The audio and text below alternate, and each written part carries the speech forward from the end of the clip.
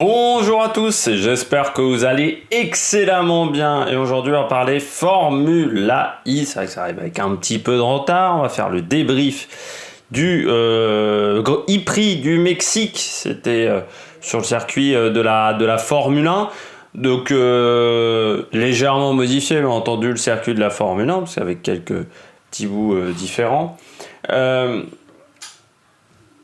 C'est toujours un e-prix un petit peu particulier, les prix du Mexique, parce qu'il y a toujours pas mal de spectacles sur la piste mexicaine, la piste des frères Rodriguez. Il se passe toujours quelque chose sur cette piste. Et donc, on a eu un grand prix, un e-prix, à chaque fois je dis grand prix, mais c'est e-prix, très animé dès le début de course, avec un départ assez chaud entre Lotterer et Mitch Evans, où Mitch Evans s'infiltre à l'intérieur et André Lotterer, qui avait totalement négligé ces 3 ou 4 dernières années de Formula E, parce qu'il s'est fait avoir mais comme un bleu, et puis il a tenté de rester côte à côte avec l'autre pilote, ce qui est, on va dire, complètement con.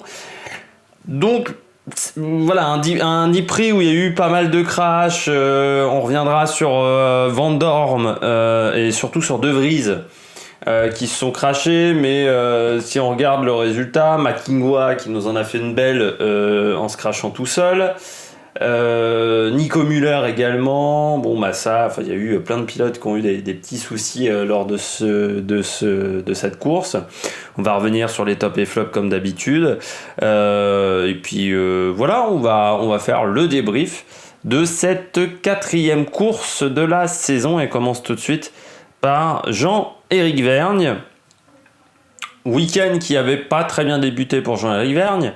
Avec des qualifications un petit peu compliquées, des soucis de frein sur la Techeetah, des soucis avec les freins arrière. Par contre, on sait que la Techeetah, c'est une voiture qui consomme très peu en batterie.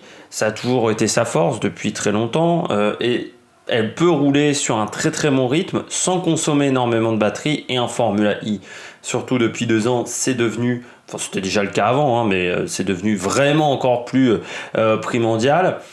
Et c'est vrai que Jean-Éric Vergne, il part 8e sur la grille de départ, donc déjà limite plutôt bien ses soucis en qualification. L'avantage, il était également dans le 3e paquet.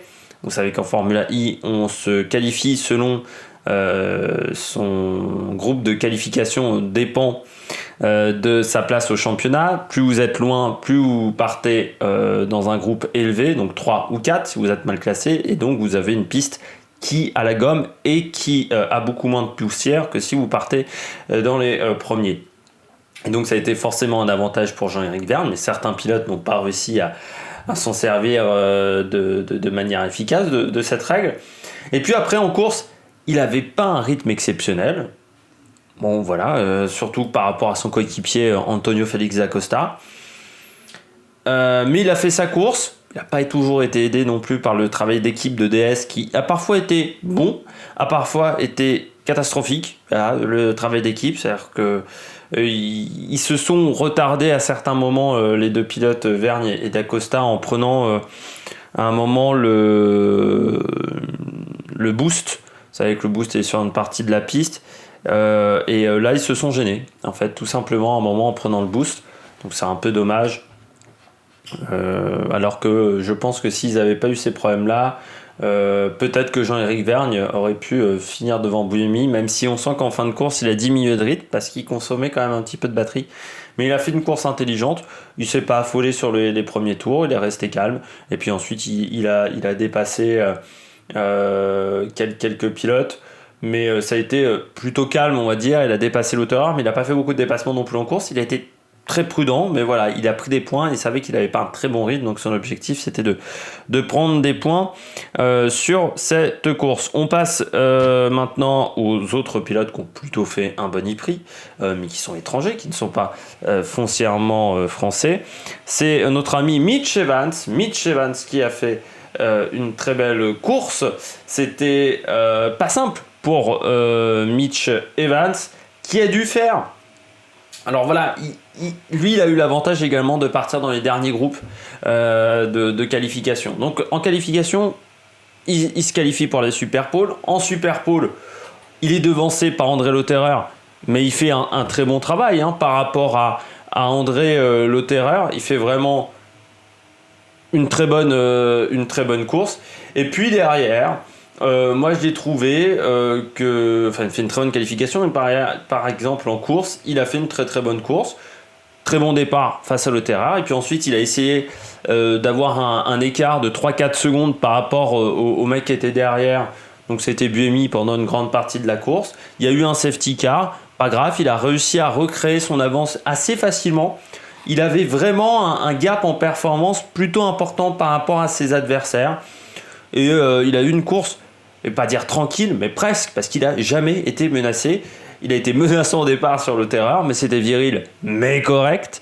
Et puis ensuite, il a vraiment été performant pourtant en tous les prix.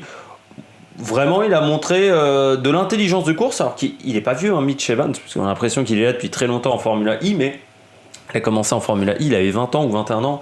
Il est arrivé très vite chez Jaguar. C'est vrai que chez Jaguar, il s'épanouit plutôt bien. Le pilote, c'est australien ou néo-zélandais? J'ai toujours un doute pour Mitch Evans. Je vais vérifier, pour moi c'est australien, mais il a fait vraiment une très bonne course, le pilote et non, c'est néo-zélandais, donc le pilote néo-zélandais Mitch Evans, qui a fait une très très bonne course, qui n'a jamais été vraiment inquiéteux, donc qu'il continue comme ça pour marquer des points, parce que c'est vrai qu'il a mal débuté au championnat. Jaguar a mal débuté même en résumé au championnat, et sur ce prix, on peut pas dire que James Calado ait fait une très grande course, surtout qu'il a été disqualifié, notre ami James Calado. Deuxième pilote très performant, c'est Antonio Félix da Costa. Ça fait 2 prix où c'est le plus rapide en course. Là encore, c'était le plus rapide, mais en partant 9e sur la grille de départ, forcément, il avait 7 places de retard par rapport à Mitch Evans. Donc forcément, c'était plus compliqué pour lui. Mais il a fait encore une très bonne course. Comme au Chili, la différence c'est que là, il a eu une bonne stratégie pour ne pas se faire avoir par Buemi en fin de course. Voilà, après Antonio Félix da Costa, il y a eu des petites gênes avec notre ami Jean-Éric Vergne. Ça, c'était quand même dommage. Je viens de lancer un postillon à 3 km. C'était quand même dommage. Mais voilà, il a fait un bon prix, Antonio Félix da Costa, et puis qu'il continue comme ça, à pas faire d'erreur également, à pas taper dans les autres, et ça sera une bonne saison pour lui, et pourquoi pas le titre de champion du monde, surtout qu'il est bien classé au championnat, mais on regardera le championnat en fin de vidéo. Il faut rester jusqu'au bout pour regarder le championnat. Troisième pilote au top, Alexander Sims. Ça va être rapide cette vidéo, je vais faire un quart d'heure, dis donc, sur la Formula I. Alexander Sims, le pilote BMW, pas grand chose à dire. Il n'était pas aidé en qualification, il partait dans le premier groupe, donc il se qualifie 18e. Un peu comme au Chili où il était parti très loin. Contrairement au Chili, là il n'a pas fait d'erreur sur les premiers tours de course, où il avait été beaucoup trop incisif sur les premiers tours de course. Et ensuite, ça lui avait coûté un abandon. Là, il a été beaucoup plus intelligent. Pendant très longtemps, il était 15e sur les prix. Et puis, il a gagné des places au fur et à mesure. Et il a très bien fini la course. Où il avait vraiment un très très bon rythme en fin de prix, Alexander Sims. Et surtout, il marque des gros points pour lui au championnat. Il perd certes la tête du championnat par rapport à Mitch Evans. Mais c'est un petit point, donc c'est quasiment rien, alors qu'au Chili, il avait quasiment tout perdu. Donc c'est vrai que notre ami Alexander Sims, bon prix. Donc j'ai dit les conneries tout à l'heure pour Mitch Evans qui avait mal débuté. C'est vrai qu'il n'avait pas été bon en Arabie Saoudite, je crois me rappeler. De toute façon, j'ai le classement. Oui, il n'avait pas été bon en Arabie Saoudite, mais c'est vrai qu'à Santiago, il avait déjà pris la 3e place. J'avais oublié la 3e place, qui pourtant n'était il n'y a pas si longtemps que ça. Mais voilà, bon prix d'Alexander Sims, qui a fait vraiment une course plutôt très intéressante. Moi, j'attends de voir maintenant Alexander Sims, qu'il arrive de nouveau à se qualifier devant, ce qui va pas être facile, parce que comme il est en tête du championnat, enfin en 2e du championnat, il va encore partir dans le premier groupe lors de la course à Marrakech, et ça va pas être évident par rapport à Jean-Éric Vergne, qui je crois partira groupe 2, ou groupe 3 encore, je crois, Jean-Éric Vergne. Je crois qu'il est 12e au championnat. Donc voilà, qui auront plus l'avantage de pouvoir faire une bonne qualification. Vous savez, c'est cette fameuse règle un petit peu particulière de la Formule I au niveau des groupes de qualification. On passe aux pilotes qui ont réalisé une mauvaise course. On commence avec Nyck de Vries, le pilote Mercedes. De toute façon, il y aura les deux pilotes Mercedes. Pourquoi Nyck de Vries? C'est dommage, il avait fait une bonne qualif. Il fait 3ème sur la grille de départ. Là encore, bien aidé par les groupes de qualification. Je ne vais pas me répéter non plus 150 fois. Il fait une bonne super pole également, parce qu'il est qu'à 2 dixièmes d'entrée à l'autre horaire. Donc vraiment une très bonne performance de la part de Nyck de Vries. Après, en course, il était bien, mais il a fait une manœuvre complètement stupide pour moi, où il y a Antonio Félix da Costa qui l'attaque, donc je crois qu'il était 5ème à ce moment-là.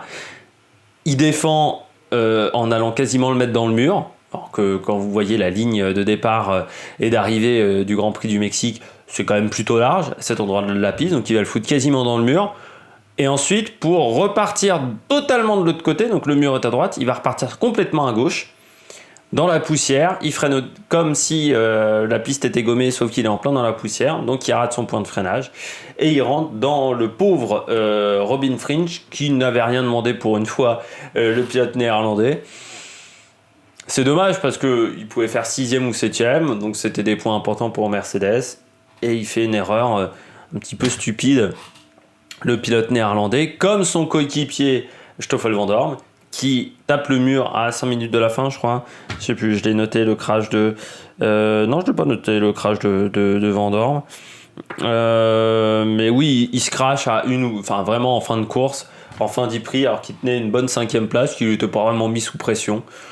C'est dommage parce que je pense qu'avec cette 5ème place, il restait en tête du championnat, avec une petite avance peut-être même sur Mitch Evans, et que là il se retrouve un peu plus loin au classement.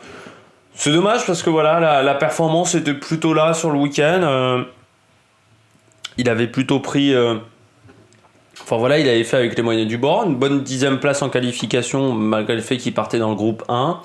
Derrière en course, il avait plutôt un rythme intéressant. Mais voilà, erreur un peu stupide. Et puis je termine avec Massa qui s'est planté assez vite dans l'E-Prix, s'est craché au bout de 10 minutes de course, à 33e minute, à 33 minutes de la fin de l'E-Prix. Donc voilà, vous voyez, quand je disais 10 minutes, c'était un peu ça. C'est toujours le même problème avec Massa. Il est pourtant dans le dernier groupe de qualification, donc il devrait être rapide, sauf qu'il est 19e sur la grille de départ. Donc à part McIlroy, il n'y a pas beaucoup d'autres pilotes qui font pire que lui. Et puis, à part McIlroy et Daniel Abt, parce que les deux pilotes Mahindra, ils avaient fait un meilleur chrono que lui. Et puis, en course, tu sens qu'il se plante quand même assez régulièrement. Il est très long au championnat, je crois qu'il a 2 points, un truc comme ça. Donc c'est vraiment pas top. Et c'est un mauvais début de championnat. Et je me demande encore pourquoi il s'est mis dans cette galère d'aller en Formula I. Il avait plus rien à prouver en monoplace, Massa, donc je sais pas pourquoi il a fait ça. Pour la passion, des fois, pour la beauté du geste, un petit peu, mais là, on peut pas dire qu'il soit hyper performant, Massa, avec un e-prix. Il n'y a pas grand chose à dire sur son e-prix. Il a pas pris un bon départ, et puis ensuite, il tape le mur dans le virage 1, donc course terminée. Comme souvent avec Massa en Formula I, les courses sont pas très longues. Il va rarement au bout des 45 minutes de Grand Prix. C'est dommage pour Massa, mais bon, il y avait tellement mieux à faire.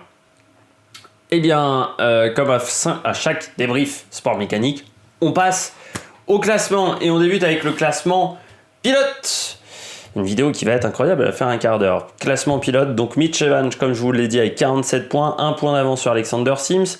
Antonio Félix da Costa, donc malgré un premier prix qui avait été difficile en Arabie Saoudite, n'est qu'à 8 points de Mitch Evans. Stoffel Vandoorne derrière avec 38 points. Et puis on retrouve Luca Di Grassi. Le premier français, le seul français du championnat, c'est Jean-Éric Vergne, donc qui est 12e avec 16 points. Il remonte un petit peu au classement. L'avantage, c'est qu'en étant 12e, il sera encore dans le 3e groupe de qualification à Marrakech. Donc c'est vraiment un avantage. Puis on sait que lui, il aime bien la piste de Rome, la piste de Paris. Donc ça sera pas mal pour lui pour remonter au classement encore. Puis Sébastien Buemi, voilà, qui remonte aussi avec 15 points. Et puis du côté des francophones, Jérôme D'Ambrosio, encore en difficulté, même s'il marque 1 point au Mexique. avec la disqualification de James Calado. Mais voilà, il n'a que 3 points, il est 18e au championnat. Mahindra en difficulté depuis le début de saison. On rappelle que là, ils ont été pénalisés pour avoir changé la boîte de vitesse pendant les prix. Donc voilà, ça a été un peu compliqué pour l'équipe indienne. Et puis au classement constructeur, BMW là, prend beaucoup de points, prend l'avantage avec 71 points, même si Maximilian Günther n'a pas fait une très bonne course ici au Mexique. On retrouve ensuite Jaguar. Heureusement quand même que vous avez Mitch Evans, puis Mercedes, DS, Techeetah avec 2 pilotes plutôt très performants, Nissan Idams, Audi, Virgin, Venturi, Porsche en difficulté, Mahindra également, et puis Dragon et NIO qui, je rappelle, n'ont pas les moyens des équipes de tête et donc qui sont distancés avec NIO qui n'a toujours pas marqué de points avec Oliver Turvey et Makinwa. Et c'est pas avec Makinwa qu'ils vont marquer des points vu le talent du pilote chinois. Enfin, il a un talent, ça a rentré dans les murs, mais pas vraiment à finir ses prix. C'est un petit peu comme Felipe Massa. Eh bien, j'espère que vous avez aimé cette vidéo. Donc, nous, on se retrouve la semaine prochaine pour parler du e-prix de Marrakech. N'hésitez pas à vous abonner, n'hésitez pas à mettre un pouce bleu, je fais un peu le forcing. N'hésitez pas à réagir dans les commentaires si vous voulez que je parle par exemple de Jérôme d'Ambrosio, si il y a des fans belges qui me regardent. Et puis, on se retrouve voilà, pour de nouvelles aventures sur l'Amérique Production. Ciao, ciao!